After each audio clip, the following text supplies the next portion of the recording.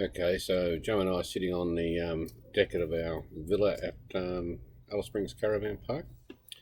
So you're about to see a movie of the Canning stock route. I'll fess up that I'm disappointed we didn't get sandstorm footage when we were driving across the dunes and some waddy footage.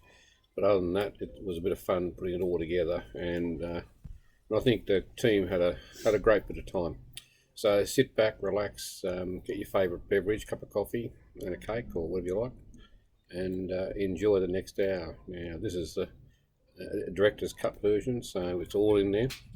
Um, there's some silent bits with the drone, and I hope you all take with a grain of salt what you see.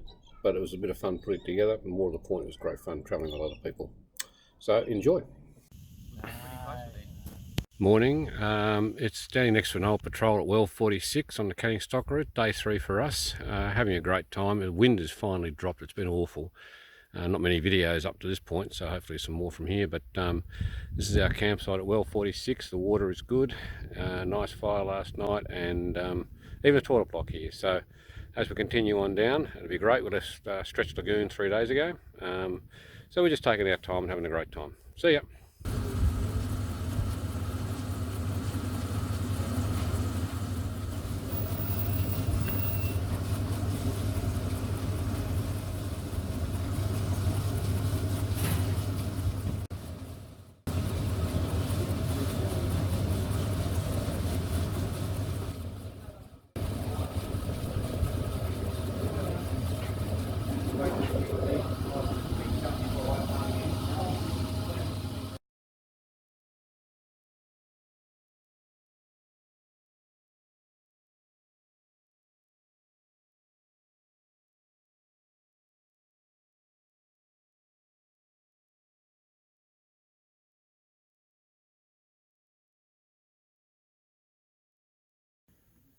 Hi, this is day 7 on the Canning Stock route. We've come 780 kilometres from Biddaluna, so we're 780 k's down the track heading towards Willuna. Of the 1800 kilometres, we've still got a bit to go. So this is well 30, it's over there in the distance. Right behind me is our evening fire tonight. Sunset's just gone down, and our group is sitting over there just relaxing and getting ready to move closer to the fire as it cools down a bit. It's been 32 degrees. The road up to the community today, well 33, was pretty bumpy with corrugations, but also a lot of sand dunes. And so far, for the 3 wells this side of the community, we've discovered that it's quite hard to drive in terms of rocky outcrops and bumping along. Anyway, what I'm going to do now is surprise them with and get a guest interview for this evening, and we'll see how we go and find out what they have thought about the drive so far. I'm sitting here with my old mate, John. We've been on the track now for 7 days. As I said before, 780 kilometres covered of the 1800. So we're doing all right. So what is interesting about our drive is John's been collecting the stats as we drive along of things. So, John, what things have we collected stats on? Geez, now you caught me out. I could have got my thing book to. Well, you could have, but Well, off the top of my head, I think the number of things we've been counting. We've got 2 brolgas. We have, I think, 27 camels. Oh, yep. We have nearly the same live cars as we have dead cars. Yep. We have what other categories we have? Trailers. Trailers. Oh, we have 2 trailers, 2 dead trailers. Yep. Fine. So what was unique about today? Today was rocky. Actually, unusually rocky. Well, actually, as a statistician, I thought what was unique about today, there was nothing. Not one thing was added to the stats you've been collecting. You're right. You're right. You're right. We didn't see cars going the other direction. We didn't see any broken things. Lots of rocks, yes, but nothing else. And in fact, we were hoping to add a new category of snakes after Joe's description of this area being snake infested, and us going to get that firewood through snake infested country. We were hoping to see some, but we didn't see any either. So you're right, no new things added to our statistics. Well, there you go. Well, thanks, John. No worries. Enjoy the rest of it. Will do.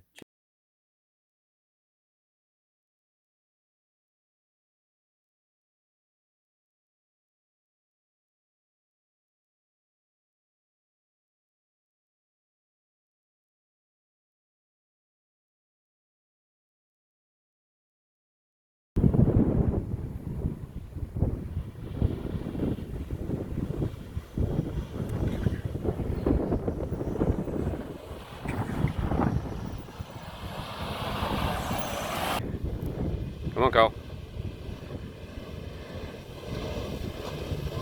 Yeah, good work.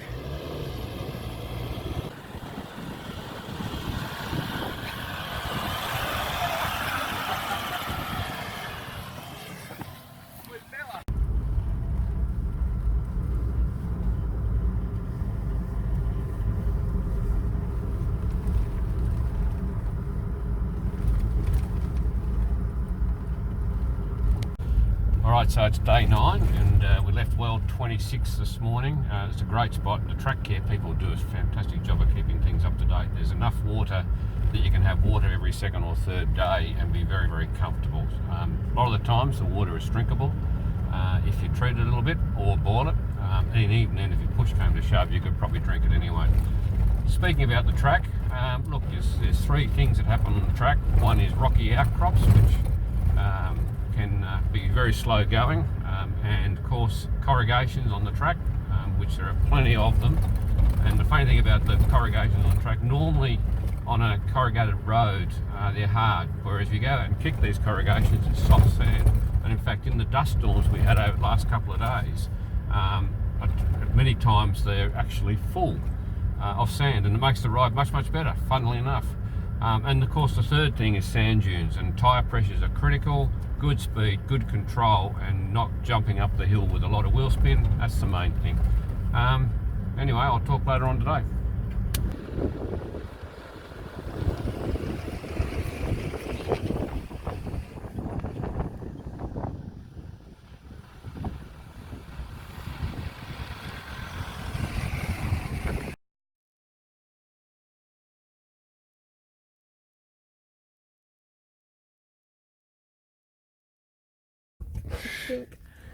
So, it's end of day 9. We've got the fire going right there, and actually, over this way, we've even got the washing hanging out. But that's all right. That's all right. That's right. End of day 9, and we've covered about 1,050 kilometres of the 1,800 kilometres to go. So, so we've got about 800. 700? I don't know. 800 to go. 800 to go. Okay, so Sue says. So the guest appearance tonight is Sue. Hi. So Sue, back in Yes, here. John. Back in here. Yes. Yeah, so Sue, Yes, what do you John. think? Oh, it's great. We're having a great time. Excellent. What about the sand dunes? You love them. I know you love them. Oh, yeah, I love them very much. Yeah, and the corrugations between? Oh, love them. Right. No.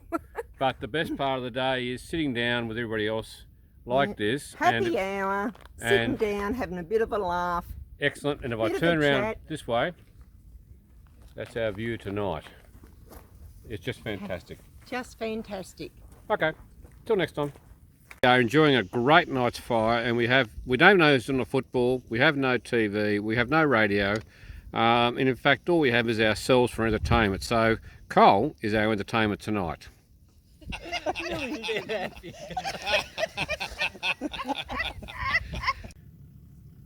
We've just taken off from our campsite. We're only probably 2 kilometres away, and we're trundling down the road. And one of the things that people don't do very well in the bush is going to the toilet. You've got to remember that you've got to bury what you do.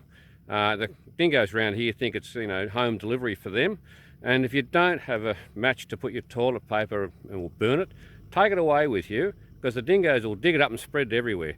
I mean, this is right here beside the track. Just up here a little bit further, there is toilet paper everywhere. It's just awful, and it's not unnecessary. People don't need to do that.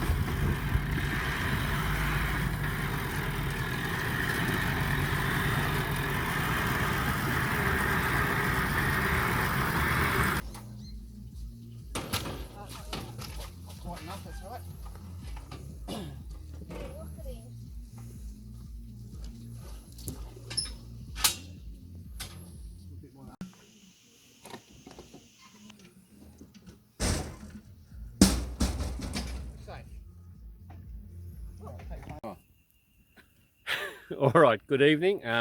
End of day 11, correct, I think. It's been an interesting day. We've left a late camp this morning at well 18. Yep. And we've made it now to well 15 tonight, and it's just a great little spot. We had a little bit of fun with the poor Bella, the puppy, who's well recovered now because she wasn't feeling very well earlier on. And she's back into her biting mode and her normal barking mode, which is great. Anyway, for tonight's interview, or this interview tonight, so one or the other, it's going to be Peter. And so, Peter, I've got about 3 or 4 quick fire questions. I don't want a novel for an answer. I just would like some short, sharp, and succinct answers, because I think. Shower for this. And so, Pete. Hey, John. Hey, Pete. What can I tell you? What can you tell me? Which is the hardest part of the journey? We've come from the north to the south. It's been 700 kilometres on the north and about 550 on the south. Which is the harder part? The bit with the dog. No, seriously, the hardest part's the northern part, John. Why? Very soft sand, more sand dunes than we expected. Yep. And slow going. Okay, so if we were telling other people about the journey, we would say that the sand dunes on the northern side, soft. Soft. Yep. Lots of them. Yep. Many more than the Simpson Desert. Yep. Corrugation severe. Yeah, okay, all right, and it affects your fuel consumption as well. Everyone is using more than they thought they would. Okay, well that's a very important point for those travellers who are going to watch this later on. It certainly is. All right, that's the end of Pete's conversation tonight. All Thank you very done. much, Pete. Oh, that was quick and quick. Okay, so it's day 12 or 13. We can't work it out anymore, but we've had a rest day today. Caught up on a few chores and things like that. But let's talk about the weather. When we left Stretch Lagoon 12 or 13 days ago, it was blowing a gale. It was actually quite cold, although the air temperature was warm-ish. We had wind most mornings. Sounds terrible, doesn't it, really? But anyway, we had wind most mornings. And by lunchtime or late lunch, it was actually gone. And the days were heading towards 35 degrees all the time. Right now, south of the Tropic of Capricorn, which should be colder than the north of the Tropic of Capricorn, it's probably, I don't know, 28, 29 degrees at 6:30 at night. And tomorrow, it'll be the same. So we've had no rain. It's been terrific weather. And the sort of the lights behind me is fantastic. But just check out this. There's a bright light coming. And then there's the fire with Pete stoking it. Okay, so it's tonight. It's time for the interview of an individual yet. I hope they're ready for this, because it'll be the quick fire questions, 60 seconds or less, because we don't want to go on for like 3 hours. But whilst half the team is eating dinner, so just let me swing around, and hopefully Peter might just light up the... Yep, so they won't be interviewed because they're too busy filling their faces. So Cole, you're it tonight, right? Oh. So Cole, All you right. spent most of the day under your car today. Did you find anything else apart from 4 wheels? Yeah, I found where my catch can was, the tubing under the bonnet was rubbing through my air cleaner element, which was on the other side of the air cleaner, which would have been bad if it had been. Ah, If it had okay, so been- bad, very bad. If it had been gonna rub through it, so I fixed that, Okay, and I moved the exhaust away from the back where it was rattling, and I've what else I do? Oh yes, I had the tow hitch on the back right. where you connect your shackle. Yep. Mine hasn't got a bolt where you can tighten it up. Right, so So- taking the rattle out. I've removed that, and Yep. I've got it in the back. If I need it, I can put it on. Yep. Just to try and suss out where the knock is coming from. Ah, okay. Yeah. So you were under the car for so long today. You remind me of the old joke, you know, the bloke who's lying under the car and the wife comes along and tucks him in because he's falling out. Yeah. And it turns out to be the mechanic, not the wife and husband. Yeah, okay, it's a good joke. Get with it. Yeah. Okay. So this is what's left of well 13. We're heading down south, obviously still, and we've been past well 14 today. Wasn't much there either. Some of the wells are either restored or they're like this. This one does show I suppose the trough where they used to bring up the 200 litre buckets and drop them into there for the animals to eat. What amazes me is just how well people could find where they were going out here. It's like finding needles in haystacks. Amazing. Okay, we're just taking a bit of a pause on the Canning stock route at the moment. We've just gone past well 13 and we've got an issue with one of the cars. I've got plenty of nylon tyres too, Cole. And it if you just need them, or Pete. and it just shows you why you travel in a group, because it's so much safer. You can pool resources, you can help each other out. It looks like we've got a bit of a broken fuel filter mount on one of the vehicles. So anyway, we'll wait here for a second until we're called back for parts. They might be right, they might need us, they might not need us, but they're about a kilometre back. That won't be a problem. We'll get back there very quickly. The other thing, that while you're out in this part of the world, there is a lot of opportunity, I guess, for things to go wrong, not only with the vehicles but yourself. And at well 14, there was a guy who was out here a few years ago and unfortunately had a heart attack out here, and of course help is just too far away. So even with satellite phones or any other technology, it's impossible to actually expect people to be here for medical aid in 5 minutes. So you have to be prepared for that, and you have to be prepared for I suppose anything to happen. So there you go. Okay, so this is day 13 or something like that. Anyway, whatever day it is, this is Lake Aerodrome out here to our right. We're driving around the outside edge of it. It's got a huge mirage on it. We can't really tell whether there's genuinely water out there or not, so we're not even thinking about cutting corners on the lake. But it turns out that in 1929, the WA government wanted the CSR resurrected again, or kept maintained, and so they asked a guy called Robert Schnell to come up and start to refurbish the wells. And they also asked him, I suppose mainly because of the change in environment and chimes, they also asked him to look out for places where planes could land. So they found this lake and named it Lake Aerodrome, and that's how it got its name. So having said that, I don't know whether I'd like to land anything on it. Walking on it, it was a little bit sticky anyway. So there you go. Careful. Go to the eyes at the front. Wow. Yeah.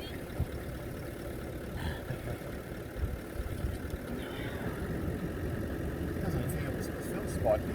Yeah. And soft at the same time. That little head's moving. Yeah. It's thinking, How do you feel, guys? on here? How do you feel?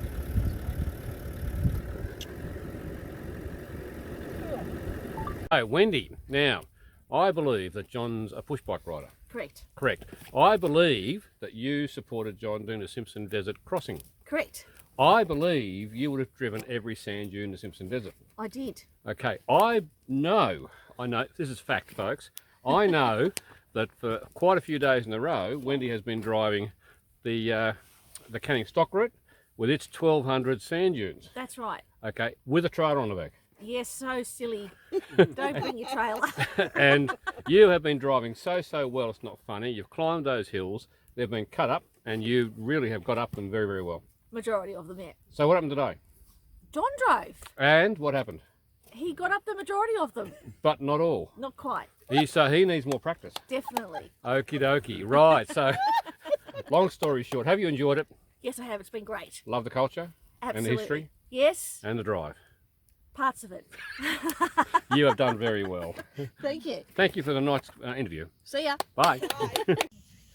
Ready? All right, so this is the cooking show of the Canning stock route. So hopefully we'll unearth this urn that's been sitting here for quite some time.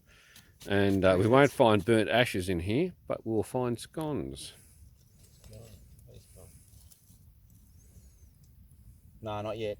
No, we won't find either. So that's all. Don't put it on the Turn it upside down. Pardon? You turn the lid upside down. Hang on, I'll get the torch. I don't think I've got a it's torch here. cooked yet. Yeah. What's it looking like? It's not looking cooked.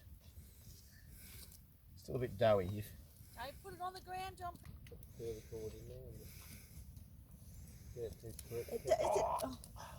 Hang on. I think it's probably I think it's probably cooked. Hang on. Right, now we're up to episode 6 of the scones saga. And just zooming in, look at this, look at this. Look at this. Look John's at this. demonstrating. Beautiful. Tap, tap, tap. Beautiful. Right, Here we okay. go. Now, we're going to do a slice right down the middle here. It's cooked. And 9.5. I think. Very good. So this is well 9. and over there the guys are looking at the well. A little bit more history around here than most in terms of back in 1874 a guy called John Forrest came out with a crew and looking for water and a few other bits and pieces, pastoral land, and had to build a little fort. So there's a little stone wall over there building, not very big at all, where they built a stone wall fort, thatched it, and were worried about the Aborigines. They did have one meeting or one confrontation with them, but only, according to record, only just one. Probably more, I suppose, but nonetheless they were worried, so they built the fort, and this is well known.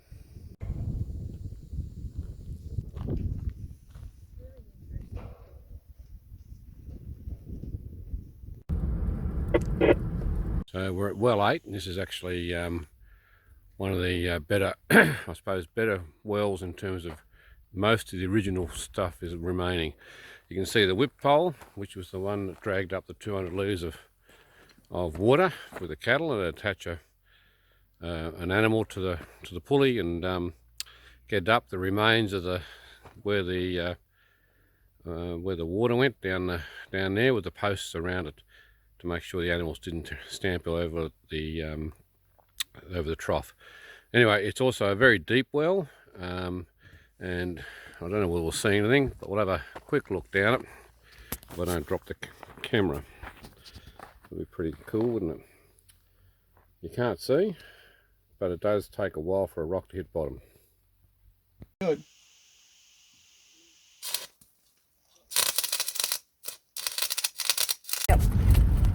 Okay, so we just left well 8, and while we're there, we noticed on the trailer, in fact the owner of the trailer, John, noticed that the coupling had got a bit of bend in it, or something didn't look right.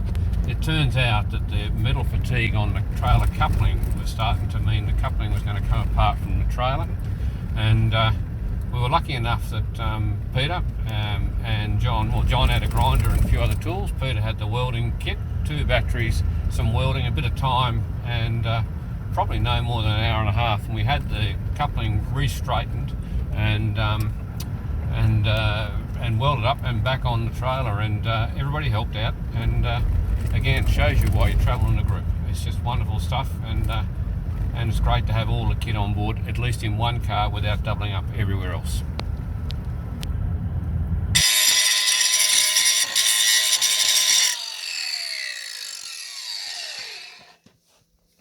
I think that's pretty good.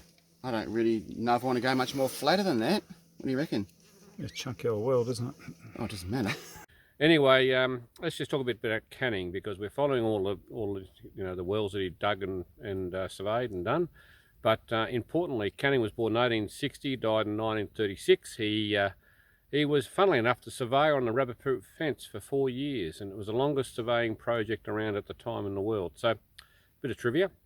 In the meantime, after that, he then surveyed the Canning stock route, and then came back a bit later and dug the wells.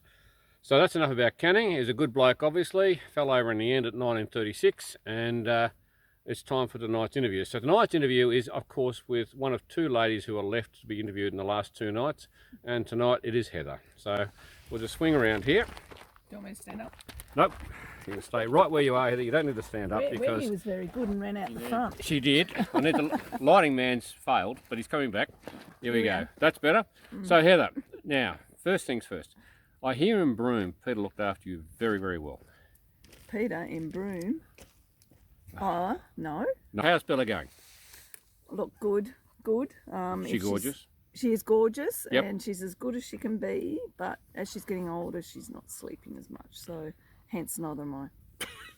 So That's on your hard. mum, Yeah. a great little girl. She is, yeah, very, look, I think she'll be a good dog in about 2 years' time. Okay. She's going to create havoc until then. And until then, you'll be awake at 5 o'clock in the morning saying, no, Bella, no, Bella, no, Bella. Everyone's heard that.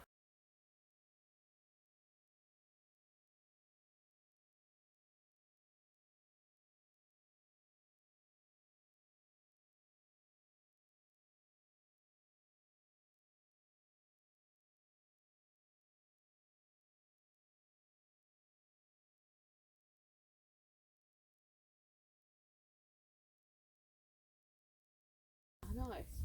Right, so we're recording now. You ready for this? Right, okay. So, This is our last night in the bush. We've come down to Canning Stock Group. My odometer says about 8, no, actually it says about 950, 960, I can't remember exactly, from well 33. We did 695 to well 33 from Bidduluna. We're sitting here with our team, and we'll get to them in a second. They're all around us, but we've got to do our other interview. But one of the best things about travelling like this is making sure you're fully informed and have good maps. And one of the things that we're lucky enough to do is pick up a couple of maps. These are from Westprint. If you go get them if you want to. We have nothing to do with Westprint, by the way, although can I work for you? That'd be great. And other people, but realistically you do need multiple sources of maps because the roads out here can go all over the place, one place to another. So the interviewee, we're down to the last person in the group to be interviewed tonight, which of course is Jo. There she is. So Jo, so Jo has been on every well, pulling out information out of these and talking to people over the radio and keeping them fully informed well by well. So 51 times she's got on the radio, and guess what?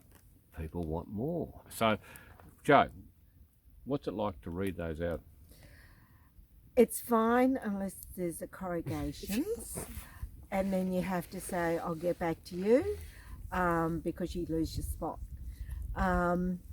And also, I have three places of going for information. So you have to say, "I'll get back to you," or keep going. Sometimes, yeah, the mic on the radio is limited to a certain time. Okay, as mentioned before, this is our last night in the bush. We've got our campfire running here. It has been a great couple of weeks with our friends here and had a ball, absolute ball. But I'm going to ask each one 2 questions. They are, and this is probably good, I'm starting with John first, they are what's been the best thing in sort of 1 or 2 words and what's been the worst thing in 1 or 2 words. So John, the best and the worst. The best thing is that, thank God, Peter had his welder with him because my trailer hitch broke, and if it wasn't for Pete, I'd be stuck 200 kilometres that way. Okay, worst thing? Worst thing is I've got to go back to work in 2 weeks. That's pretty bad. Mate, I've got to laugh, I'm sorry. Thank you. Righto, Wendy, best thing? The best thing is, even though I broke the trailer, John didn't get too cranky. And, oh, that's the best thing. I was going to say, my best thing was also have 2 best things and no worst things. The best thing is the thorny devil that Jo found. It was fantastic. I don't know how you found it, Jo, but it was awesome. Okay, worst thing? Breaking the trailer. Okay, righto, moving on. Jo, best thing? Apart from being with me. Yeah, that was good. The best thing is that it wasn't as bad as I thought it was going to be. There was water everywhere. And the worst thing was the corrugations. Right, thank you. Righto. Cole, best thing? Oh, the best thing would be the trip. Really, I really enjoyed it. Excellent. Apart from the corrugations. So that's the worst thing?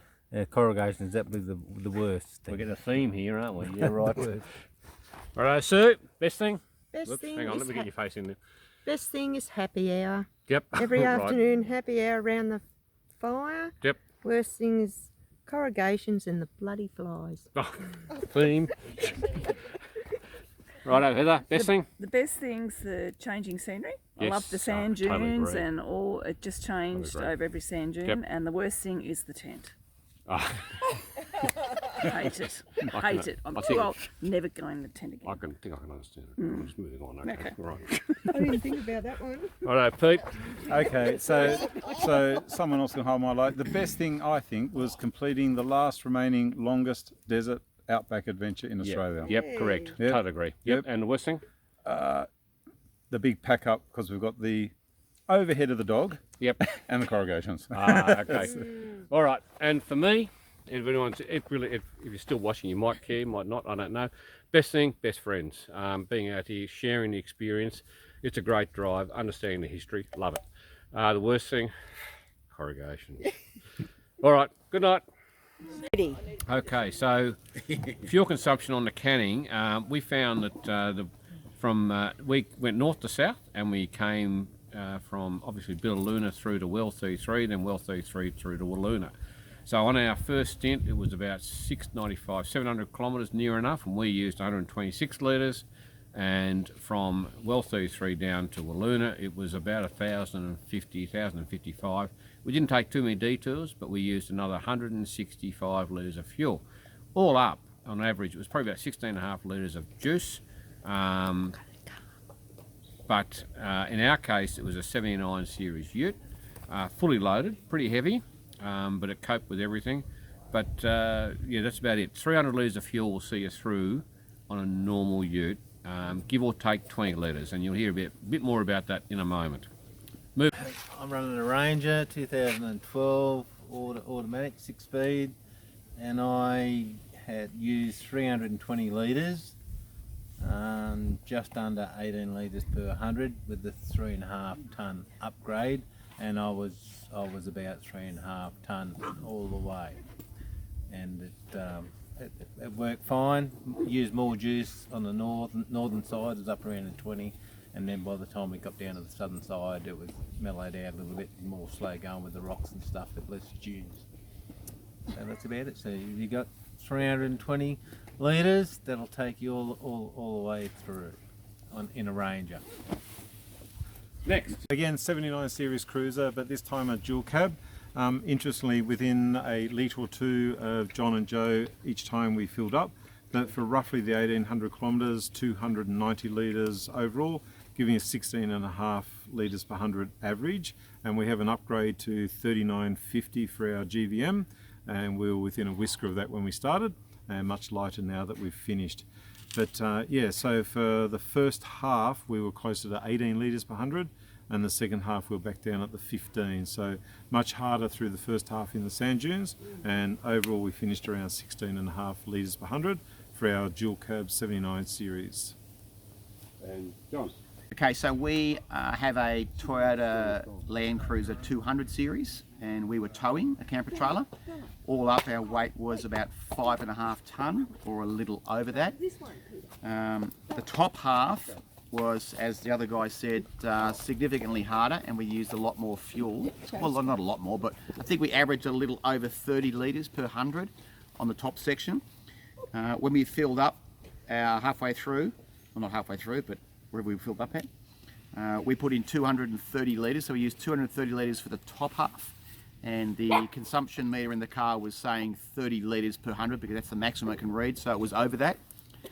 And when we got to the bottom, we put another 295 litres in, so we used 230 in the top half and 295 litres for the bottom half, and our fuel consumption dropped in the second half probably to about 27, but overall our consumption was about 28 or 28.5 for the overall trip.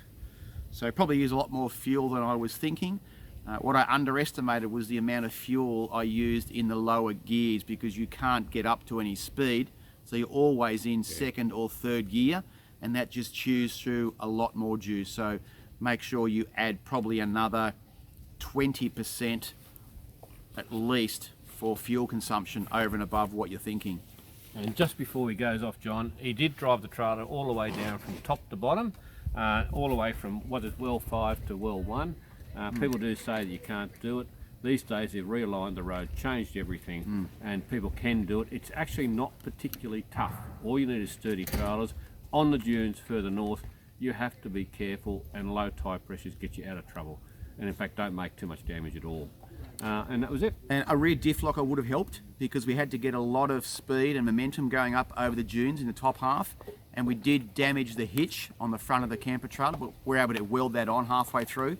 But the second half was not a problem at all with the camper trailer at all. Correct. All right. All good. Thank you. Done. Cut.